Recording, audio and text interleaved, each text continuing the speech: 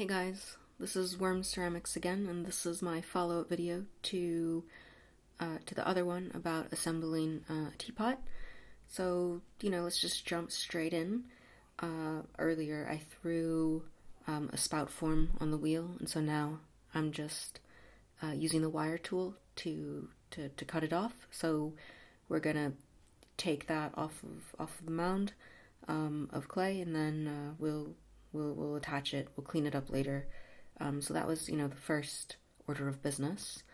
And then after that, I also like to try and throw my handles roughly around, around the same time as I'm making all of the other parts of the teapot, just that everything more or less has a similar drying time.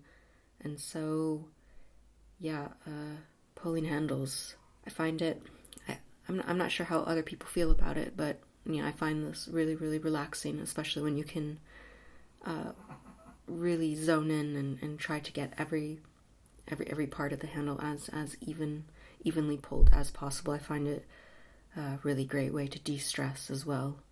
That and mashing up the clay in the reclaim bucket. So it all depends sort of on your aesthetic and how thin you want to pull your handles. I was trying to get mine on the thinner side because I'm gonna attach a handle that goes above that attaches to the top part of the teapot body rather than from the back. So once those are pulled, let that kind of sit out and dry for a bit. Okay, and then in the meantime, so again, off camera, sorry about that, I did cut my spout down,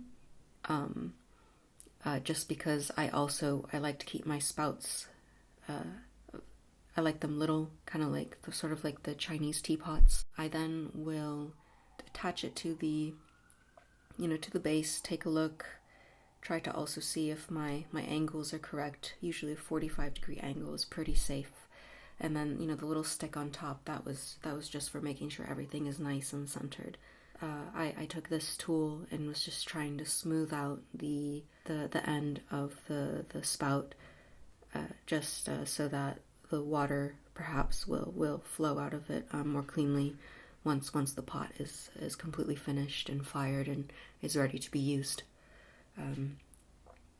So once that's finished, I'll set the spout aside and then start working on just the holes.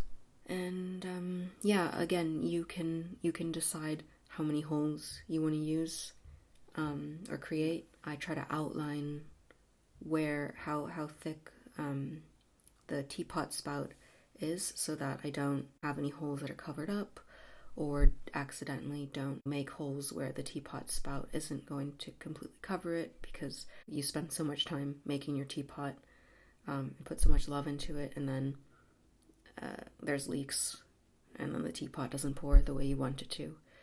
Very disheartening. So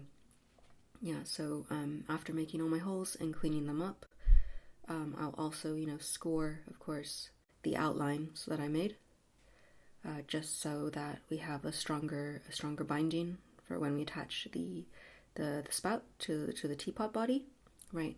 So once that's done, I'll also try to use a little scraping tool to clean off as much of the excess clay on the inside of the pot, because it just looks bad aesthetically. So I want to get rid of that, and then later when the clay is bone dry, we can sand it down and make it really nice and smooth, so we have no hard edges or jagged parts sticking out.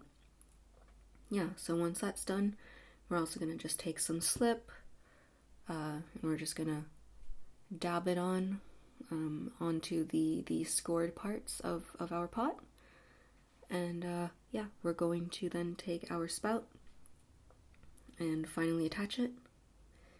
And this part is always really satisfying. I guess just for me, because it takes so long, trying to, just rechecking, is the angle correct? Do I like how it looks on the pot? Are the holes in the right place? There's a lot of thought goes into this. So yeah, once I get that sealed on, I'm gonna, press down, use my fingers to smooth everything out. Probably also use my little paintbrush tool, the end of the paintbrush, to also really seal the two pieces together, right? So, yep, and also too taking my little toothpick tool, just again to measure, to make sure that my spout, doesn't go above the rim. Yeah, so anyway, sorry to had to attach my handle off camera because the clay was drying out and I was afraid it was going to be too dry to attach to the body. But yeah, that's what the finished form ended up looking like. And yeah, I would say overall, I'm pretty happy with this one. I can say it's not. I don't think it's the best one I've made, but it looks nice. It passes my test, so I'll probably end up firing it and decorating it and then seeing how it pours. Anyways, yeah, this was the second part to my other video. This was a long one, so again, if you made it, thanks so much. Yeah, cool. Great. So hope you have a nice day, and keep making pots.